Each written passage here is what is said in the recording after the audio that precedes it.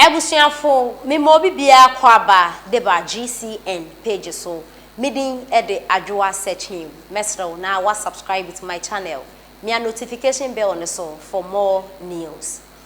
Marie Amwakwa Boadu eye Ghana ni bade share ote abrochiri na ensema etwegu ewo Ghana hanom efa politics hu na eyade a okebi meka ne se obloge ewo Facebook efa politics ho na Marie eyobia na ose oye NPP ni a oba NDC ene oba NDC meno na nya asem ketwa kra obo NPP aban na chia na nya asem ketwa kra titiru pa ene his excellency Nana Danko Akufo-Addo ene obo nachi left right center anya asem ketwa kra ni na ne se Nana Addo ne me bia oye no enye youth ne kasa as Nana Addo ente amembu no enkoyie or say NPP amayoku no nti Marie eko NDC mu a oko join eku bia watu ne dey fix the country na yebeka ya 2020 abra yeto aba ewo Ghana hanom na nya asem keto akra Marie sorry ye campaign kesepa edema NDC amayoku no na fenso oman penida da his excellency John Dramani Mahama na ende yenim de esi Marie Boadu etrese NDC party no kai anka NPP mpo no omoye omo nye papa omo nye correct obi ana dwenye NDC party no mo ka asem kire omo mfa de omo pe no omo ye Marie etrese watna se ehu se NDC party no enye correct enti no wasan so back to NPP because ho na eye ni roots ofi NPP na ekọ NDC enti se NDC fo nye papa or right bia so san so back to NPP na ende Marie ebae no ene nya sempeto akra ototo mane NDC fo rough esen time na owe NDC mokra ro ise menim na aka Marie wajiga nya sempeto akra na Marie ena okase ne sema okan na ne se NDC amayoku na eda ho no emu nipa ne bi se bi ogimi ebi mu agimia na wodwe ho a wonte ase ebi mu yo mo adwen se de omo chese omo ndasume so ebi mo yo mo adwen se bi omo ti bo ho Marie say she doesn't think far, she does not think madness ade a NDC fo ni bi eye na de ntia Marie can say na efa eye commenter ura brand champion ansese oye agric minister abra ura efriye akoto edeni tools egu wo se onye adwuma bi na sisi no or contest for eye flag bearership position ewo NPP party ni sisi onye adwuma bi no his excellency Nana Danko Akufo-Addo ni new appointees or appointee omono ura Brian a champion na oka ho asese oye agric minister no when make a comment bia comment no viral social media bia ka ho asem tisiri wende endra na ye holiday into no comment ne ban no ma hyedan ka ho asem na pay radio stations na TV stations omobo NPP amayoko na chenya asem keto akra now NPP for a release a year statement almost say sa comment now ura Brian a champion e make no o make because a year oman penida that his excellency Nana John Dramani Mahama as he odi NDC amayoko nanim NDC amayoko ni bi and afen so omo new chairman a year ura esiedun ketia comment bi omo mananse no towards a year 2024 coming election no enya de ye into NPP for so omo entena ho no be inform sekan endwa nanka nti ene omo omo so bekendi ho comment ho asem na ura Brian the champion ekokan yesi aginsemi na de nti a omo ka say comment a ura Brian the champion e mind because of ensema eye omanpenda da John Dramani Muhammad na NDC amayoko ni bi ekan na ne say anape omo afre NPP communicators ni dia bi so omo no omo bi so omo no omo so reply omo de man ya omo say enam ensema omanpenda da eka ho nti no eye ura Brian the champion so e de e kan asem no na adofo ensema ura Brian e champion e kan no se wonte ya mame kan bi entro omo health work na omo mountain platform no koje Mike eno gina so eno ton krade ma NDC fo ne se hwe NDC fo mo se dey mu ye to trust me monde oh munjai na se mo ye mo adwen se 2024 election mo de boot for boot na eba omo nso no NPP fo they have the men omo are ready so mo de be hia ho na ya do omo gina ho na chese aban no ana say power no ma dan am NDC fuo one dan mamu say so mo imagine say 2024 mo beje dey and mo forget mo tumenda 2024 mo be protocol they are breaking the 8 no mo so mo breaking it dey and ade on be bi on be break na asema wa Brian the champion ekokan ye NDC 40 o mo etikokun omo munu ye omo etikokun omo wafu sade a Brian the champion so position no omo fe mo 2024 na Ghana fu bi e chese asema owura Brian the champion ekan no enye ebi mo so se ye ebi mo so se asema o kan no boni bia enim now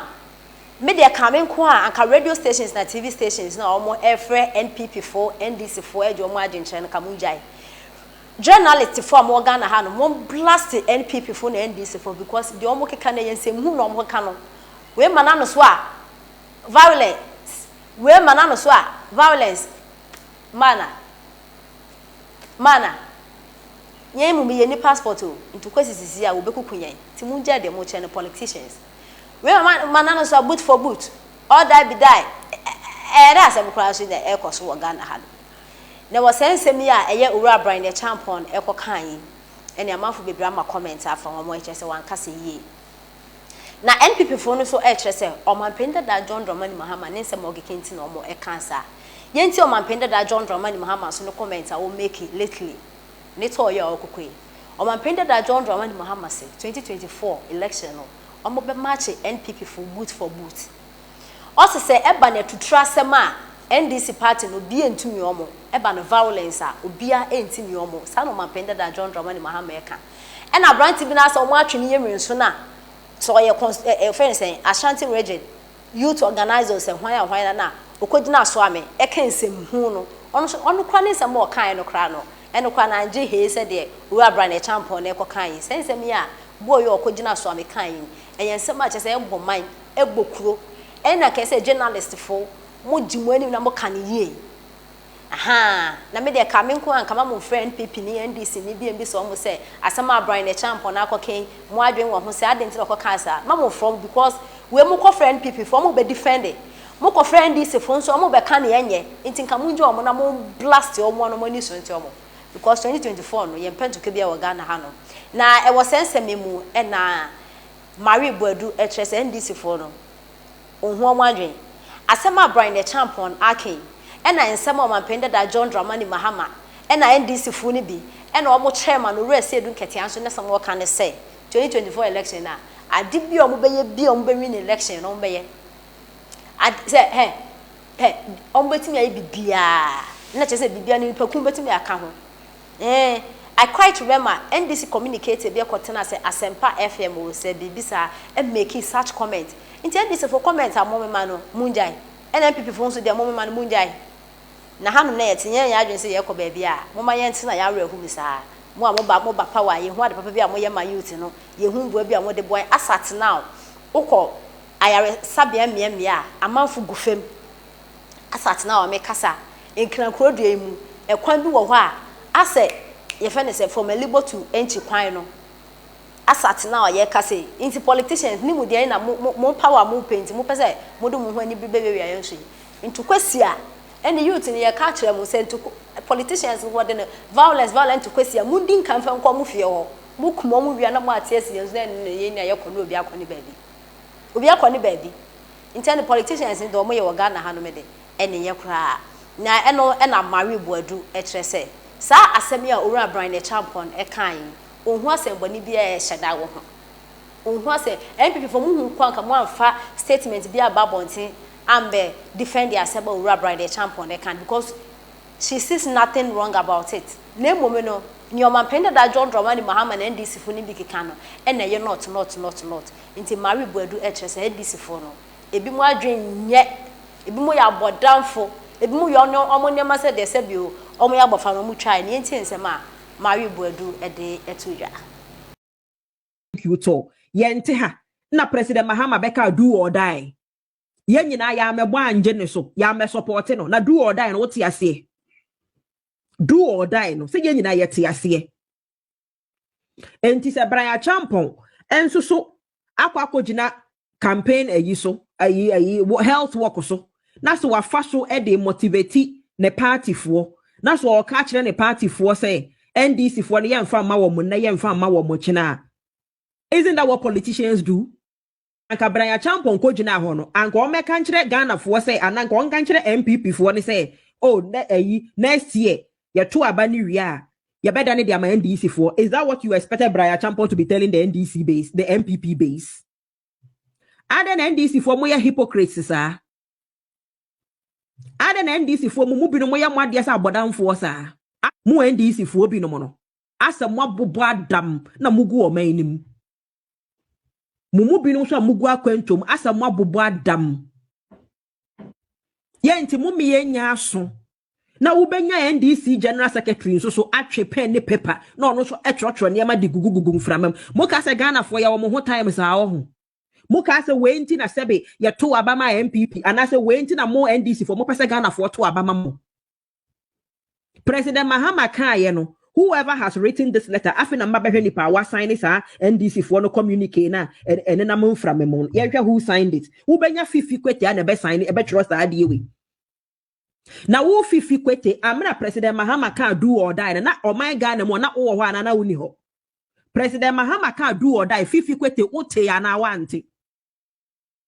President Mahama eka se mo party ne mo ye more violent eche obi a wo man Ghana fifi kwete ote ya na wante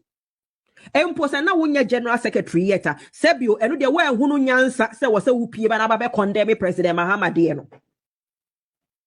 se a whole former president etumi ka kire omamu no se eba ne violence dia meme party ye more violent than obi a really